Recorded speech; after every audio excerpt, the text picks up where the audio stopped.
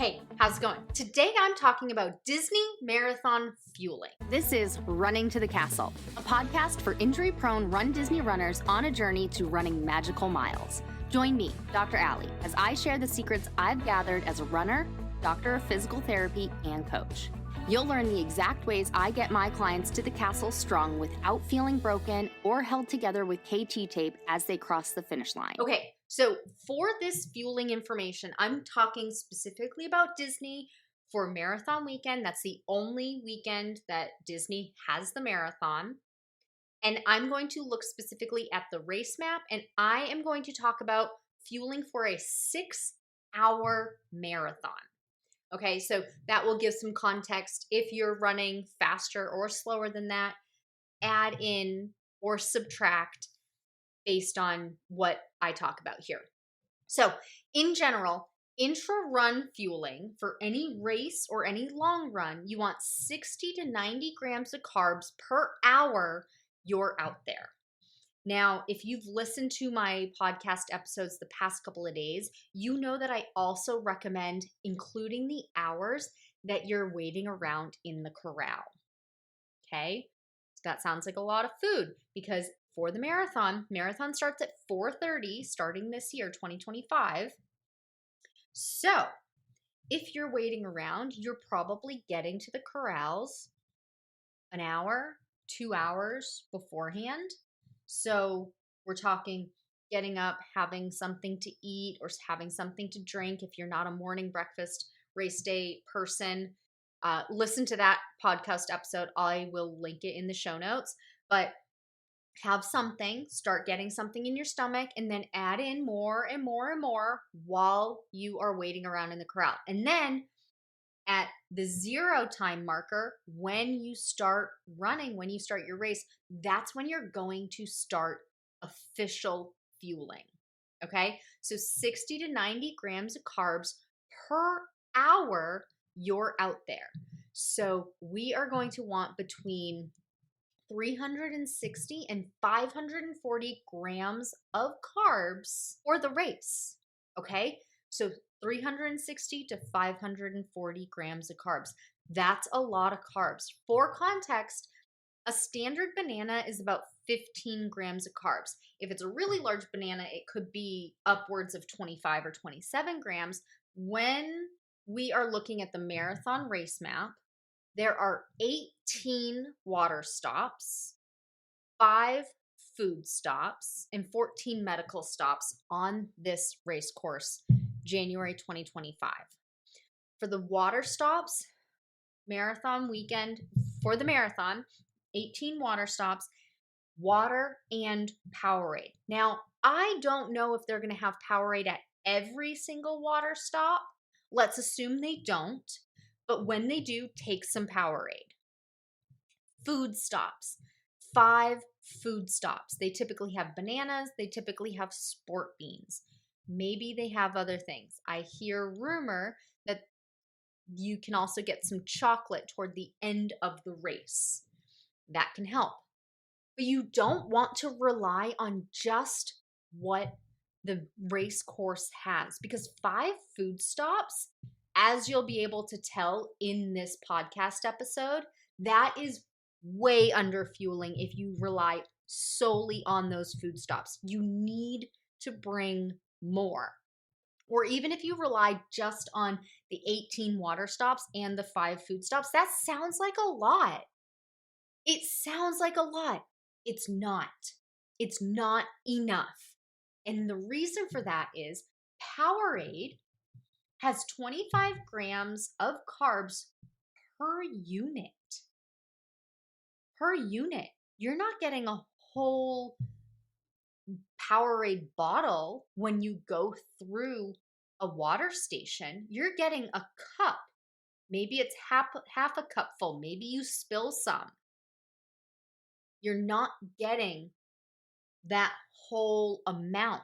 You're getting a fraction of it. Even if, let's play it this way. Even if you got a full Powerade bottle at every water station, let's say it's 25 grams of carbs per full bottle. So 25 times 18 is 450. That is technically between the range that you want, but how often are those stations? It might not be enough because you want to fuel and hydrate for your future self, not for your current self. So if you have to wait for that Powerade station, for that water station, and let's say you need it now, but it's not for another mile, well, that might be for a 6-hour marathon. That's 14 or 15 minutes away. That will be time for you to fuel again. You need to fuel soon and fuel often. And that includes hydration. When I say fuel, I mean eating and drinking.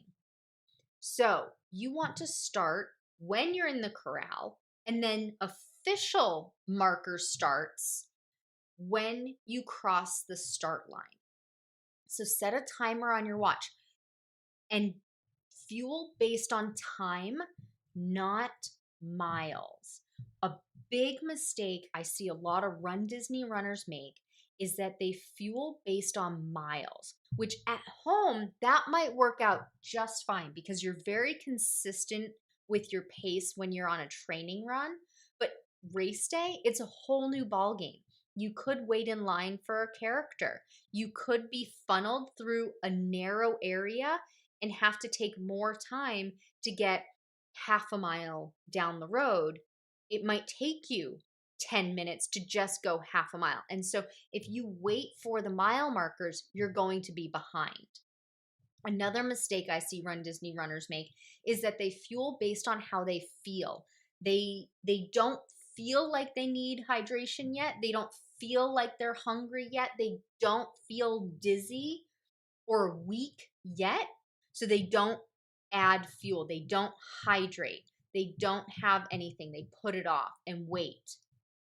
Or they don't want to have to pee. So they put off hydrating. You're fueling and hydrating for your future self.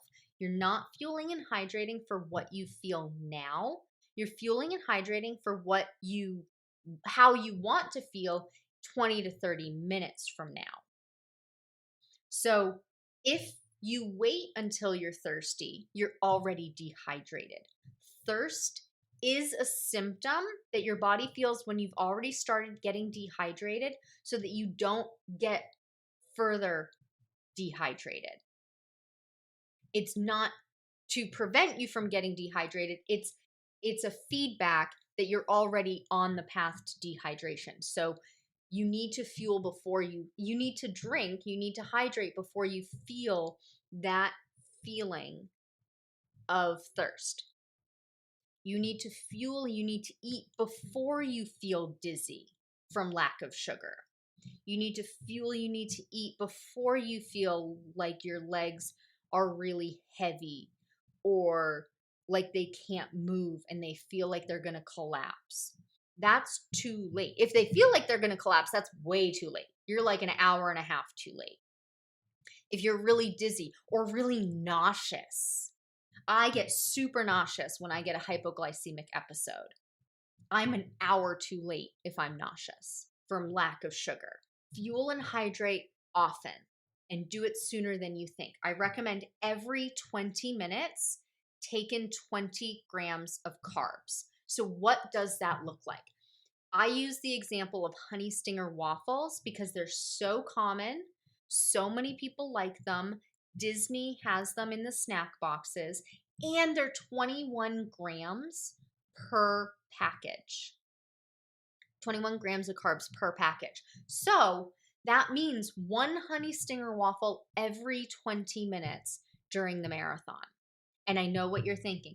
Dr. Allie, that is a shit ton of food. Sorry if you don't normally swear. I don't normally swear on this podcast, but it's so much food.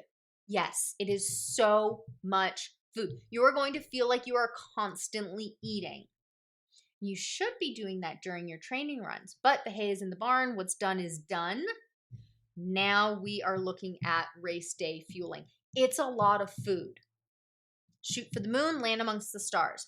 Shoot for 540 grams during your whole 6-hour marathon.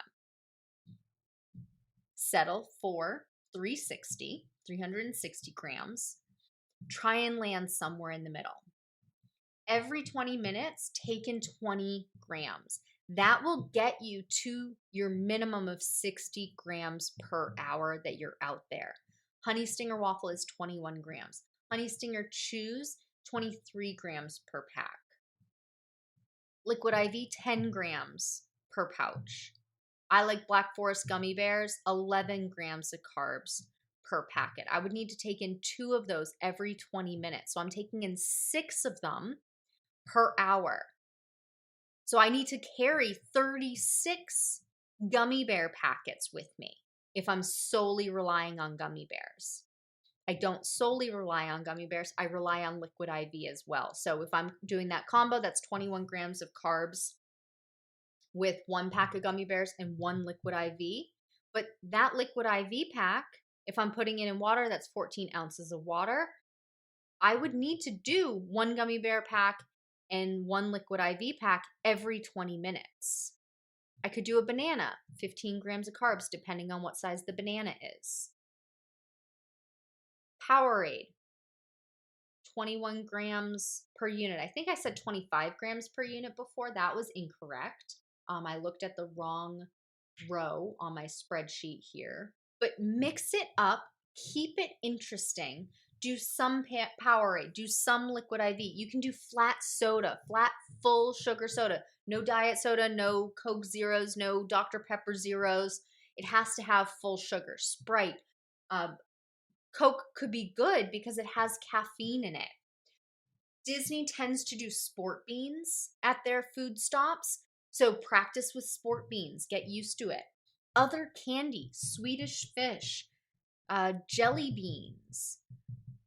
What do other people like? Oh, somebody the other day was telling me that cosmic brownies have something like 40 grams of carbs. That sounds delicious.